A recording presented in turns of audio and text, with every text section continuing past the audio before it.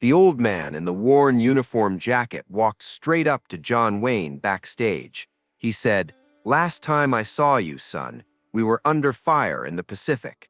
But John had never served overseas, and he'd never seen this man's face before.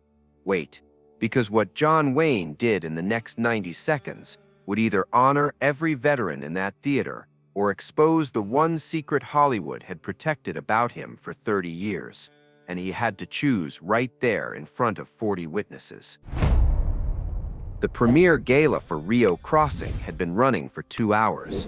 The champagne fountains were still flowing when John stepped off the stage into the backstage corridor. He'd just given his speech.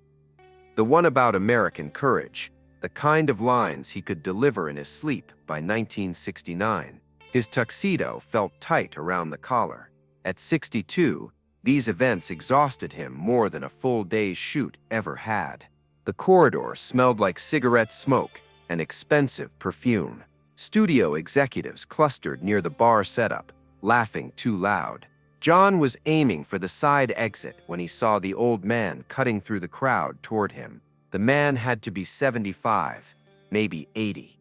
His uniform jacket was Marine Corps issue, probably from the 40s. Threadbare at the elbows but clean. 3 medals pinned above the pocket.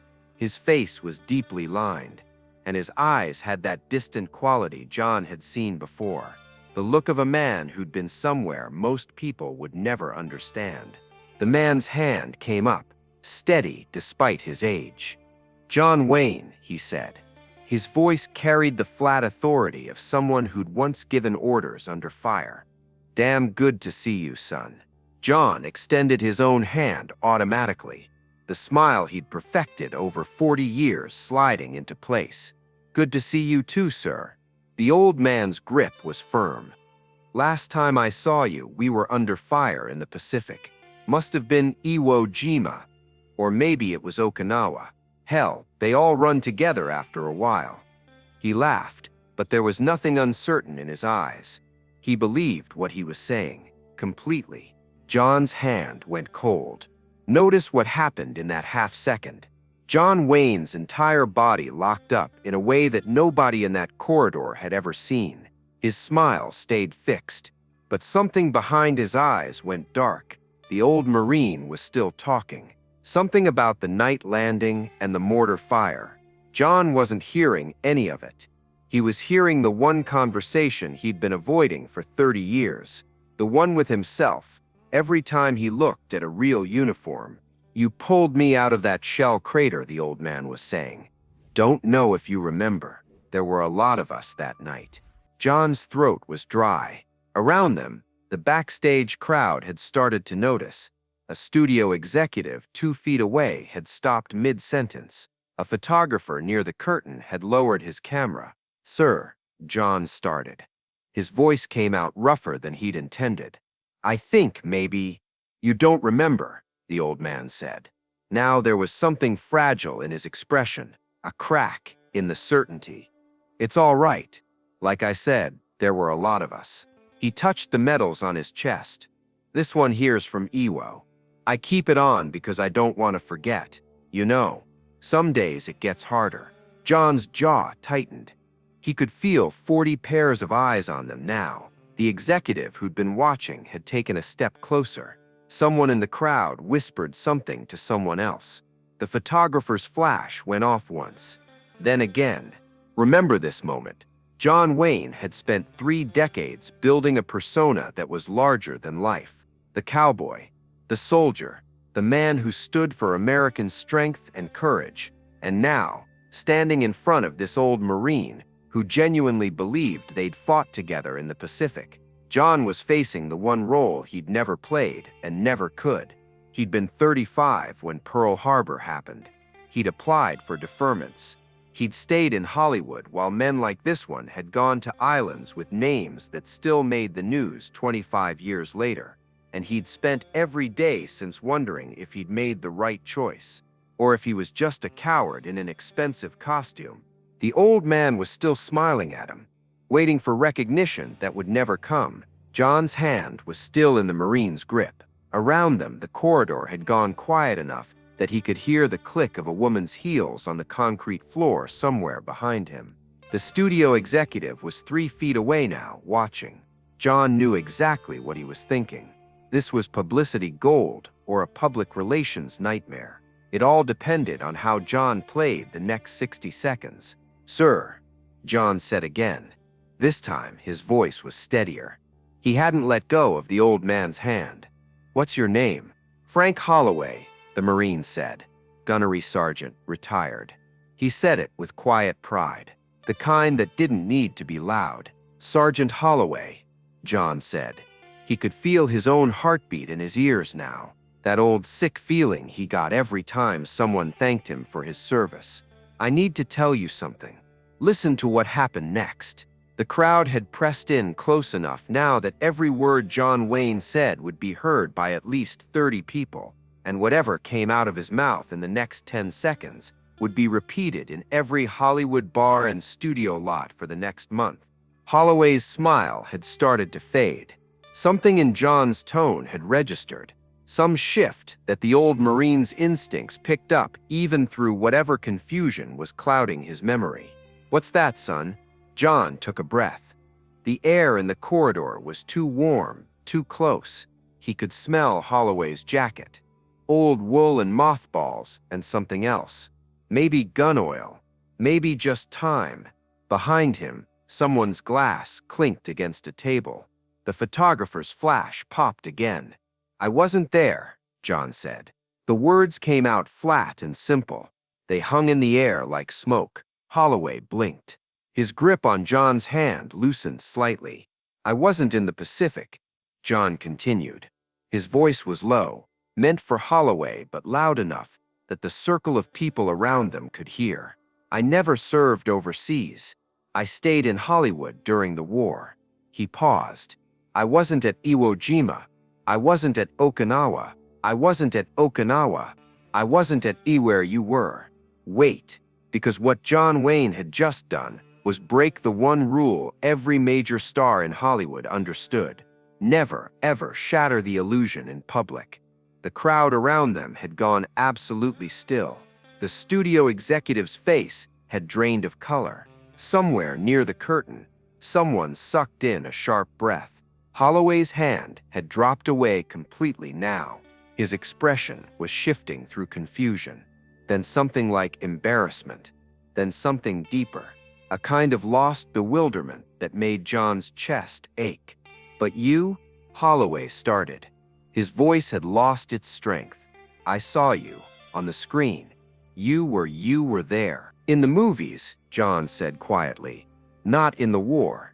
The old Marine's eyes were wet now.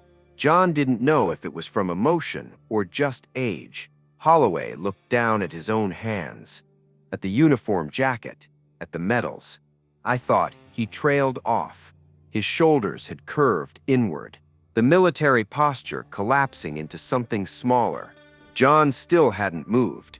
Every instinct he had was screaming at him to walk away, to let the studio handlers smooth this over, to go back to the safe distance between John Wayne the icon and whoever the hell he actually was underneath all the costumes.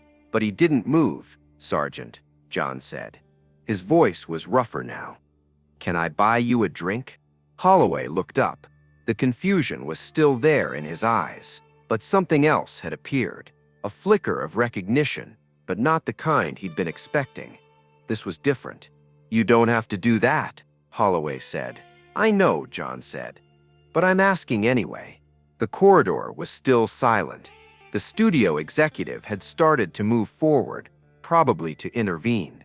But John shot him a look that stopped him cold. The photographer had lowered his camera. A woman in a gold dress near the bar had her hand pressed to her mouth. "All right," Holloway said finally. His voice was steadier now. "All right, I could use one."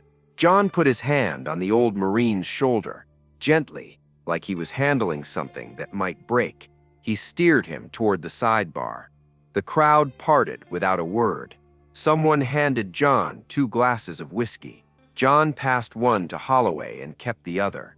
"Stop for a second and picture this from above."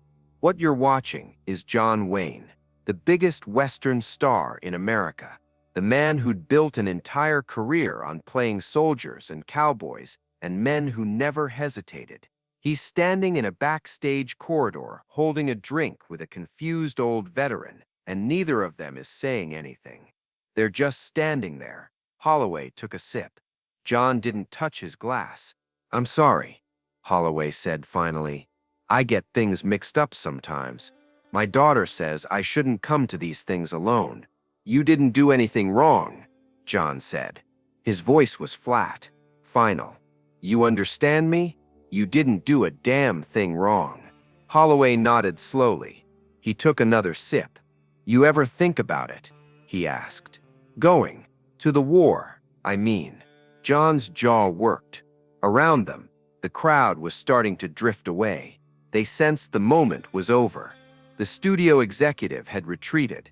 The photographer was packing up his equipment, but a few people remained, close enough to hear.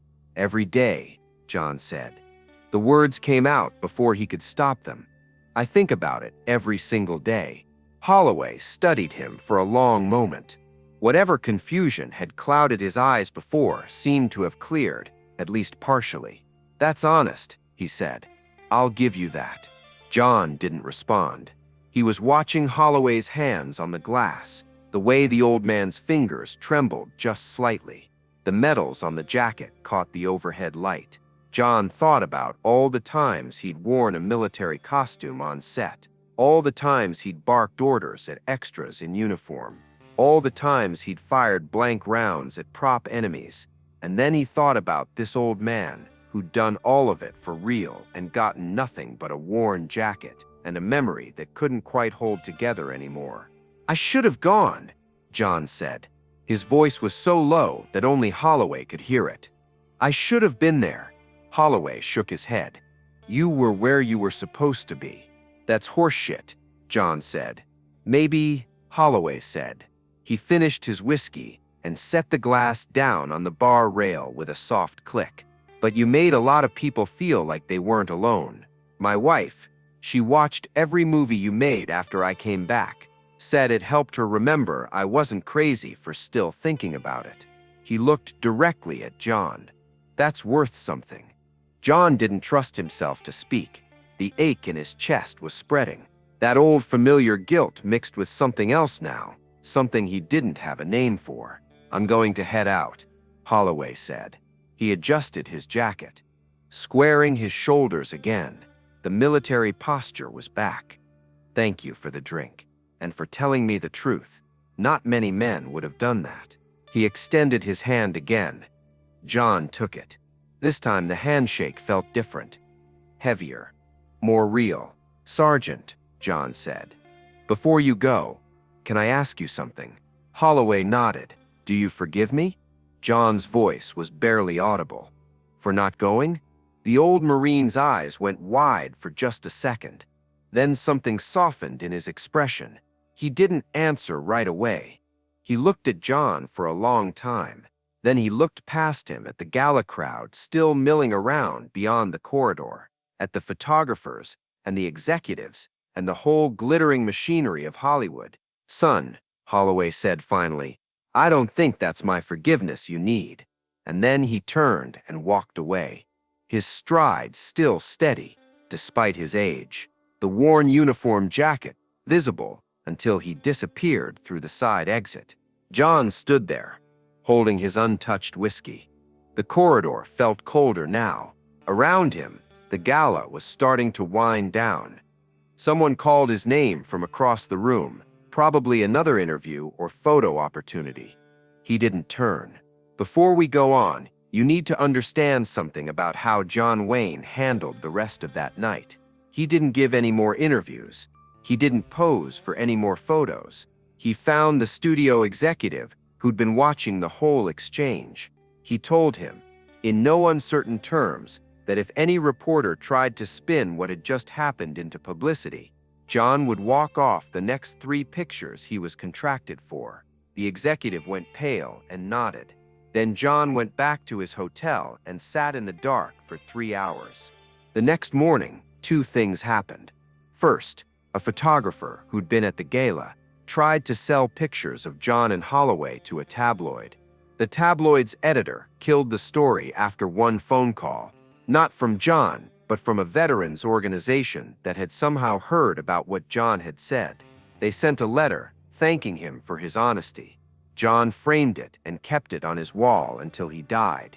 Second, John had his assistant track down Sergeant Frank Holloway's address. It took 4 days. When they found it, John sent a check for $5,000, along with a note that said, "For your service. No cameras, no reporters, just respect." Holloway's daughter called a week later. She said her father didn't remember meeting John at the gala. The memory had already faded, but he kept the note in his wallet and looked at it every morning. She wanted John to know that it meant more than any movie ever had.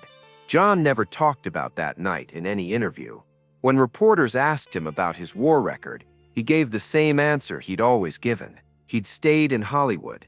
He'd done his part making training films and bond drives, and he'd always admired the men who actually served. But the people who were there that night, the ones in the corridor who'd heard the whole exchange, they started telling the story, and over the years, it spread through Hollywood in whispers and late-night conversations. Some people said it proved John Wayne was a fraud. Others said it proved he was more honest than anyone had given him credit for. But the ones who really understood, the veterans who'd come back from those islands and those jungles, they saw something different.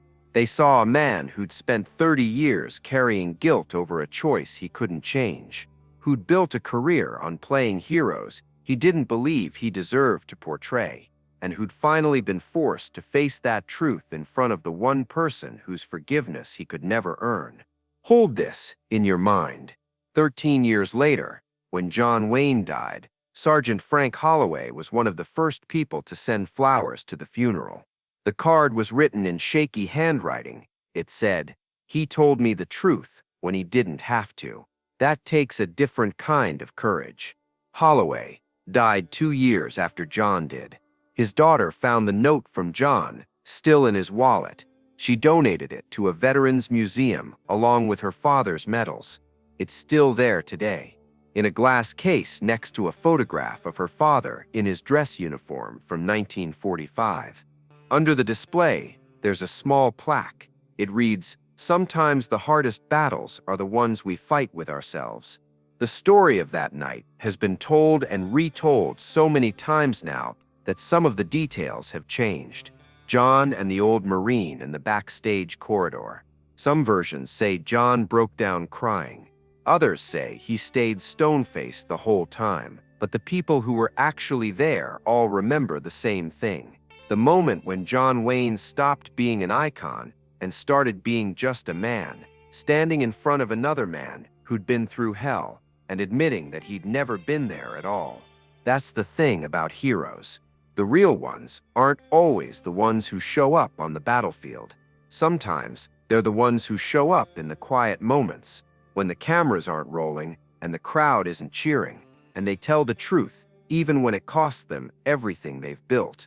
John Wayne spent the last decade of his life doing something he'd never done before, visiting VA hospitals, talking to veterans without any press coverage, writing checks to military families who were struggling. He never announced it. He never put his name on a building or started a foundation. He just did it, quietly, like he was trying to make up for something nobody but him could see. If you enjoyed spending this time here, I'd be grateful if you'd consider subscribing. A simple like also helps more than you'd think.